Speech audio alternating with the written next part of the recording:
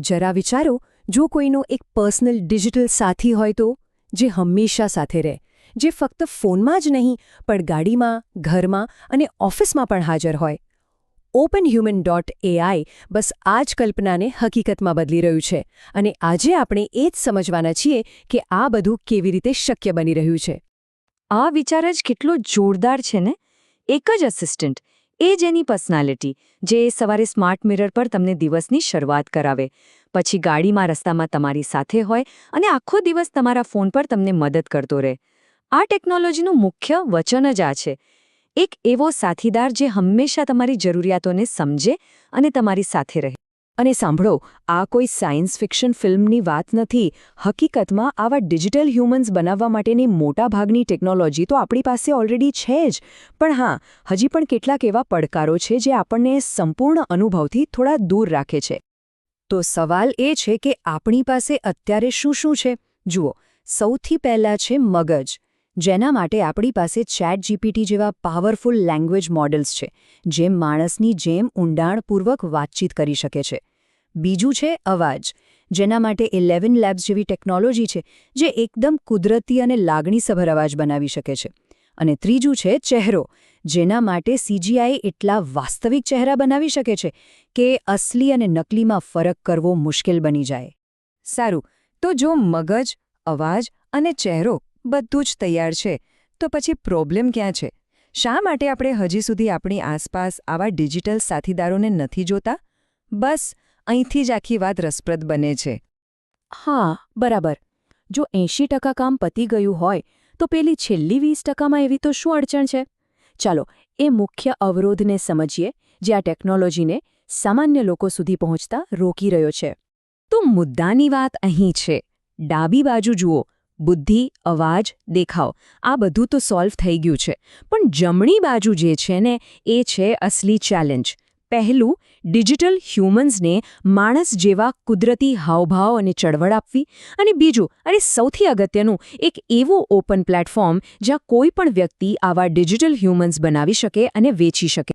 આ વાત તો એકદમ સિમ્પલ છે. વિચારો, એપ્સ માટે એપ સ્ટોર છે, ઓનલાઈન સામાન વેચવો હોય તો શોપિફાઈ છે, પણ ડિજિટલ હ્યુમન્સ બનાવવા અને વેચવા માટે કંઈ જ નહીં. આ એક બહુ મોટી તક છે જે હજી સુધી કોઈએ ઝડપી નથી. અને બસ આ જ ખાલી જગ્યા ભરવા માટે આવે છે OpenHuman.ai. ત્યાં બધી સમસ્યાઓનો એક સીધો અને સ્પષ્ટ ઉકેલ છે. તે એ ખૂટતી કડીઓને જોડે છે જેના વિશે આપણે હમણાં જ વાત કરી. તો શું છે આ OpenHuman.ai? એકદમ સાદા શબ્દોમાં કહું તો, આ દુનિયાનું પહેલું માર્કેટપ્લેસ છે ડિજિટલ હ્યુમન્સ માટે. ક્રિએટર્સ અહીં પોતાના ડિજિટલ અવતાર બનાવે છે અને લોકો તેને ખરીદીને કોઈપણ ડિવાઇસ પર વાપરી શકે છે. અને સૌથી ખાસ વાત, વાતચીતનો સંદર્ભ દરેક ડિવાઇસ પર એક સરખો રહે છે. અને એમનું બિઝનેસ મોડેલ પણ જોરદાર છે. એકદમ સીધું સાદું. જે કોઈ ક્રિએટર ડિજિટલ હ્યુમન બનાવે છે, એને દરેક વેચાણમાંથી મળે 70% અને પ્લેટફોર્મને મળે 30%. આ મોડેલ ક્રિએટર્સને પ્રોત્સાહન આપે છે, બિલકુલ એપ સ્ટોરની જેમ જ. એટલે આ એક એવી સિસ્ટમ છે જ્યાં બધાનો ફાયદો છે. ક્રિએટર્સ માટે એકવાર બનાવો અને ગમે ત્યાં વેચો. યુઝર્સ માટે એક જ અસિસ્ટન્ટ જે બધે સાથે હોય. અને OpenHuman.ai એ આ આખી સિસ્ટમને ચલાવવા માટેનું એન્જિન છે. પણ ચાલો, હવે થિયરી છોડીને પ્રેક્ટિકલ વાત પર આવીએ. આ બધું વાપરવામાં કેવું લાગશે? કારણ કે અસલી જાદુ તો એના અનુભવમાં જ છે. આ ટેકનોલોજી આપણા રોજિંદા જીવનને કેવી રીતે બદલી શકે છે? ચાલો, આપણે એમી નામના એક ડિજિટલ આસિસ્ટન્ટ સાથે એક આખો દિવસ વિતાવીએ. સવારના 7 વાગે એમી સ્માર્ટ મિરર પર દેખાય છે. 8 વાગે એ ગાડીના ડિસ્પ્લે પર આવીને ટ્રાફિક અપડેટ આપે છે. બપોરે ફોન પર લંચ માટે સૂચન કરે છે. સાંજે સુપરમાર્કેટના કિયોસ્ક પર શોપિંગ લિસ્ટ બતાવે છે. અને રાત્રે સ્માર્ટ ટીવી પર મૂવીની ભલામણ કરે છે. અને સૌથી જબરદસ્ત વાત શું છે ખબર છે? આ બધા ડિવાઇસ પર એક જ એમી છે. એ જ વાતચીત, સવારે જે વાત અધૂરી રહી હતી એ સાંજે ટીવી પર આગળ વધે છે. અને એક ડિવાઇસમાંથી બીજામાં જતાં 2 સેકન્ડ પણ નથી લાગતી. એકદમ સળંગ અનુભવ. એટલે કે એક જ દિવસમાં 7 કરતાં પણ વધારે અલગ અલગ ડિવાઇસ પર. વિચારો તો ખરા! આ કોઈ એપ નથી, આ તો એક સાચો સાથીદાર છે, જે હંમેશા દરેક જગ્યાએ આપણી સાથે છે.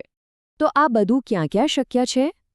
લગભગ બધે જ. તમારા કમ્પ્યુટર પર, મોબાઈલ પર, ઘરમાં સ્માર્ટ મિરર અને ફ્રિજમાં, ગાડીમાં અને શોપિંગ મોલ કે એરપોર્ટ જેવા પબ્લિક પ્લેસમાં પણ.